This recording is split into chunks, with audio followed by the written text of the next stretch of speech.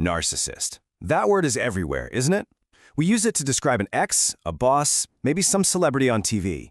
It's become our go-to label for anyone who seems just a little too into themselves. But what if that word we throw around so casually points to something way deeper, far more complex, and honestly, often more hidden than we even realize? Okay, let's really get into this. Come on, you've probably done it. I think we all have. It's just a simple, kind of satisfying word for a behavior that can be so frustrating.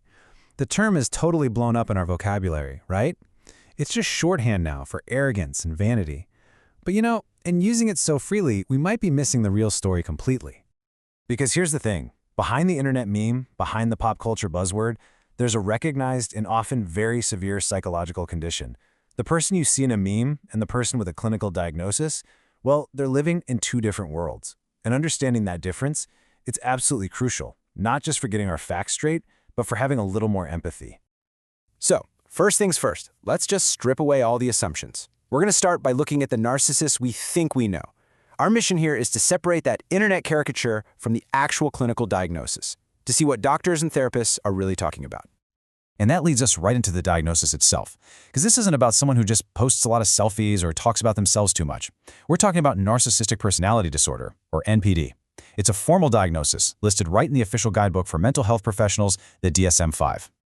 So the most important word to grab onto here is pervasive. This isn't just an occasional bad mood or a moment of selfishness. We're talking about a deep-rooted, unshakable pattern of behavior. It affects pretty much every aspect of a person's life. And it usually starts to show up in early adulthood and just stays. The DSM-5 actually lists 9 specific criteria to look for. Let's just pull out a few of the big ones.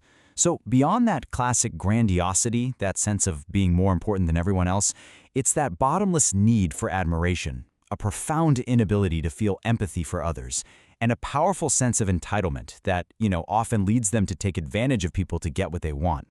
And this is key. This is a really big deal. To get a clinical diagnosis of NPD, a person has to consistently show at least 5 of those 9 traits. So this isn't about having 1 or 2 narcissistic tendencies that pop up now and then. No, it's about a significant, persistent pattern that truly defines who they are and how they operate in the world. Okay, now we get to the part that I think is really fascinating. Even inside that clinical diagnosis, there isn't just one flavor of narcissist. Research has shown that there are 2 primary and pretty much opposite ways it can show up: grandiose and vulnerable. Just take a look at this. On one side, you've got the grandiose narcissist. That's the stereotype we all know, right? Bold, arrogant, the life of the party, always chasing status and attention. But then, on the other side, you have the vulnerable narcissist, and they're anxious, hypersensitive, and socially withdrawn, driven by this deep core feeling of shame and inferiority. I mean, they look like total opposites, don't they? And this quote from a case study just illustrates the complexity perfectly. It shows how both of these states can exist in the exact same person. This Mr. B came into therapy acting like a classic grandiose type, but just below the surface was all this paralyzing insecurity. Researchers have found that people can actually fluctuate between these 2 states, showing both sides of the coin. So the big question is, how does this even happen? How does a person develop these patterns? Well, that brings us right to the roots of the disorder. And as is so often the case with these things, the story really begins in childhood. This table here lays out the research so clearly.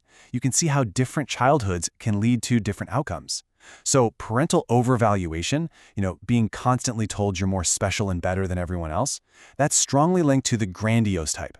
But on the flip side, childhood abuse and neglect are much, much more strongly tied to developing vulnerable narcissism. It becomes a kind of defense mechanism against all those awful feelings of shame and powerlessness. Okay, we have to talk about this next, because it's a huge and, honestly, a pretty dangerous point of confusion. The lines get so blurry for so many people. We hear the terms narcissist, sociopath, and psychopath thrown around almost interchangeably. But clinically speaking, they are very, very different things. This quote right here is the perfect place to start. Think of it like this. Narcissism is a key ingredient in the recipe for psychopathy, but it doesn't work the other way around. A narcissist's core drive is that need for admiration. They can actually feel shame if their precious self-image gets tarnished. A psychopath? Well, they are a whole different ballgame. Now, the crucial difference between a psychopath and a sociopath really comes down to their origins. A psychopath is largely thought to be born that way.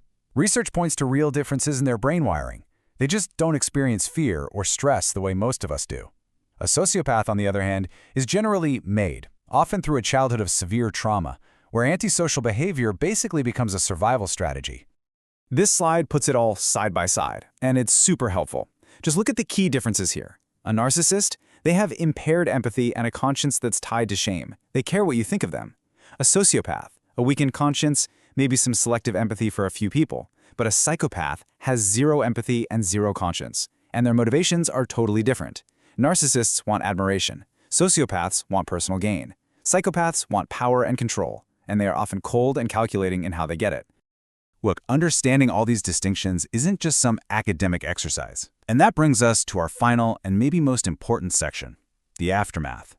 This stuff matters because of the profound, devastating impact these behaviors have on the people around them. We have to talk about narcissistic abuse. And let's be crystal clear here.